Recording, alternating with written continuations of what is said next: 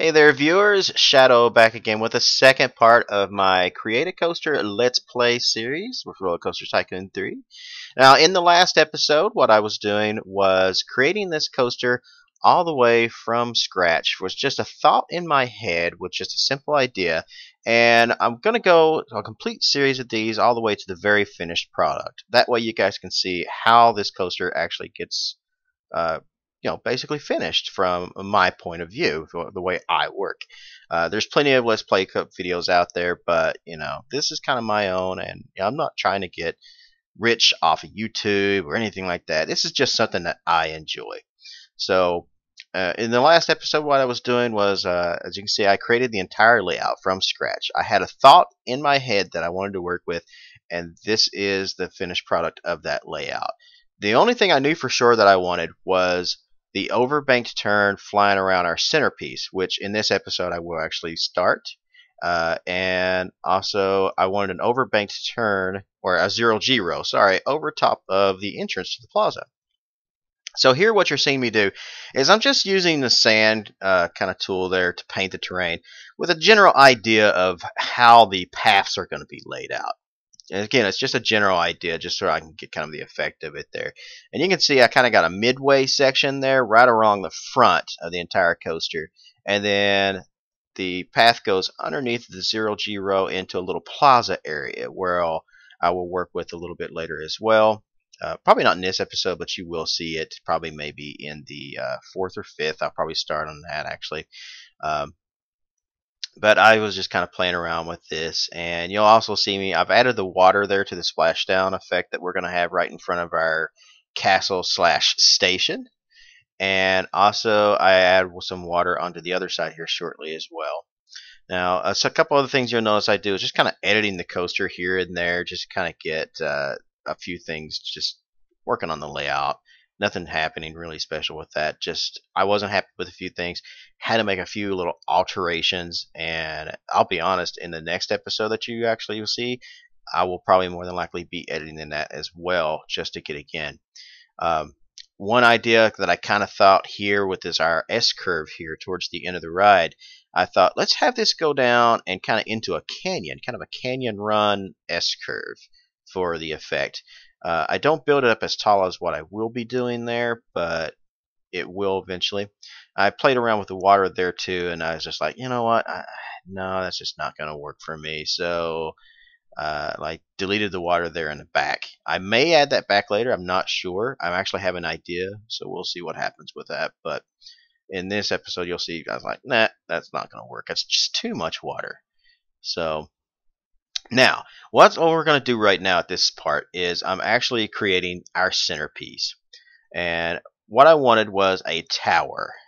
And I wanted this tower to be kind of up in the open, really visible. I wanted it to be front and center, and I wanted this overbanked turn to kind of go around it.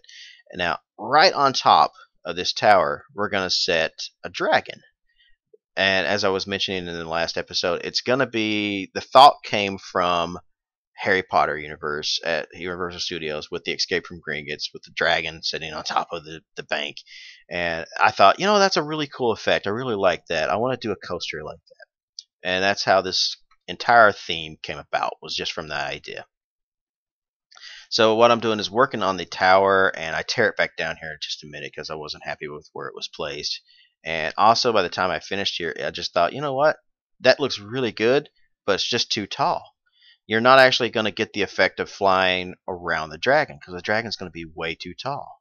So I tear it all down and rebuild the thing and kind of get it just the right height. But even then, by the time I finish with this tower and put the dragon on top of it, or I should say a temporary dragon, I don't have my model quite yet done for that.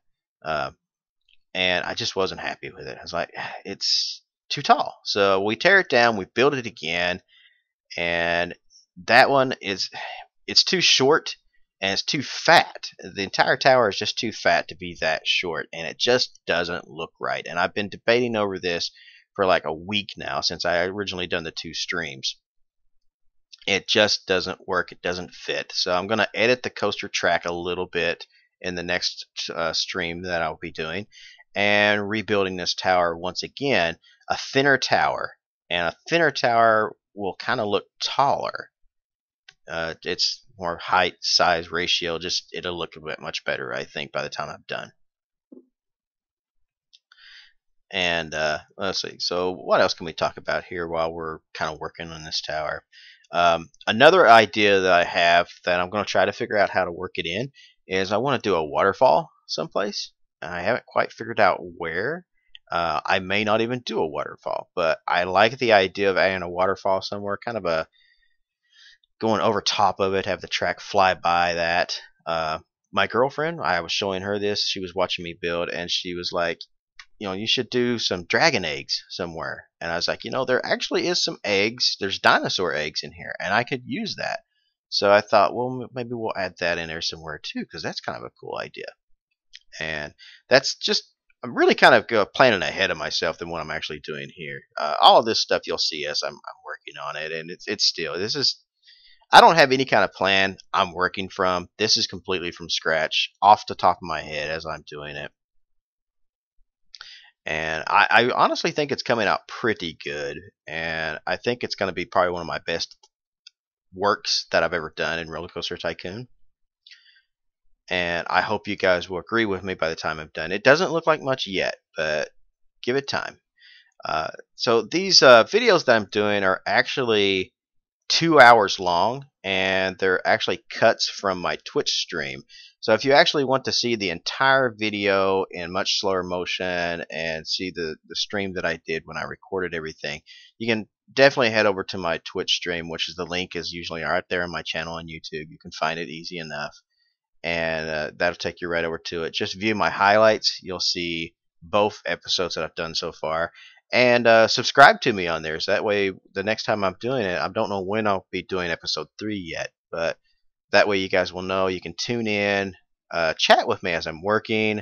That's always great, because as you know, working in Rollercoaster Tycoon, as fun as it is to create these masterpieces that we all love, it's kind of boring, especially if you're by yourself. And therefore, hey, tune in, chat with me as I'm working.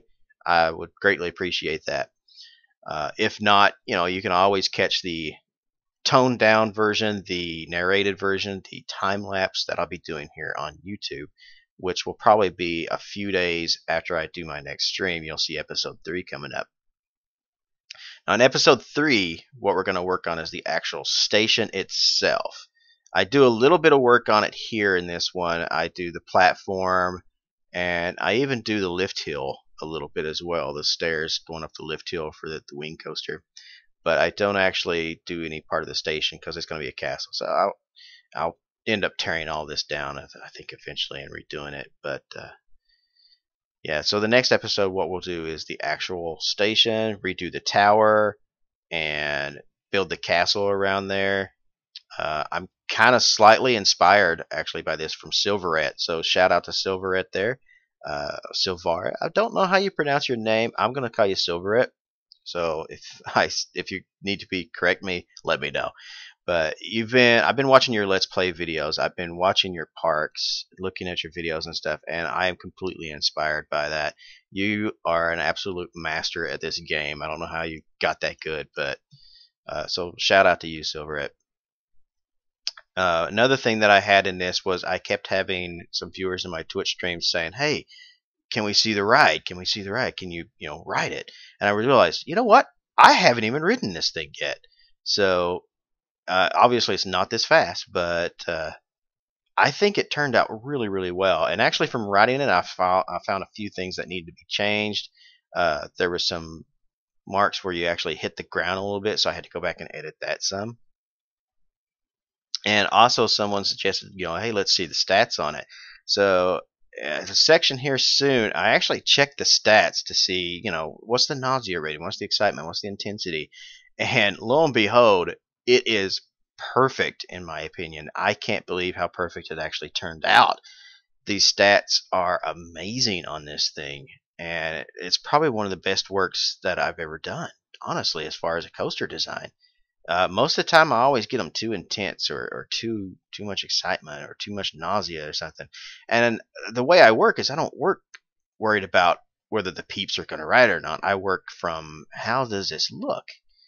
And this one I just was like doing the same thing. I was like, all right, no, that doesn't look right. Let's do this. That doesn't look right. Let's do this. And once they actually suggested what the stats were to see the stats, I was like, wow, that is amazing. I actually created, my own work of art here. And a work of art might be a bit too strong of a word, but I'm impressed with myself. And I thought it turned out really, really good. And I hope you guys do enjoy this. I'm kind of just ranting at this moment and just kind of blabbering on just to kind of fill space here. It's anybody who's ever done this part right here, trying to get these lift hill pieces just right on there when you don't have the grid on is extremely hard to do. So you'll notice there I was having some trouble with it. And then I couldn't figure out what color to paint the lift hill. I finally decided on a blue because I think I'm actually going to make the supports this color of blue right here, this light blue. And so it'll be a gold and copperish track with blue lift supports or blue supports on it. I think that will be a pretty cool looking. I tried white. I tried a lot of different stuff there for the steps. I tried some black in there, some gray, and I think the blue turned out the best. I already had intended to do blue supports anyway, but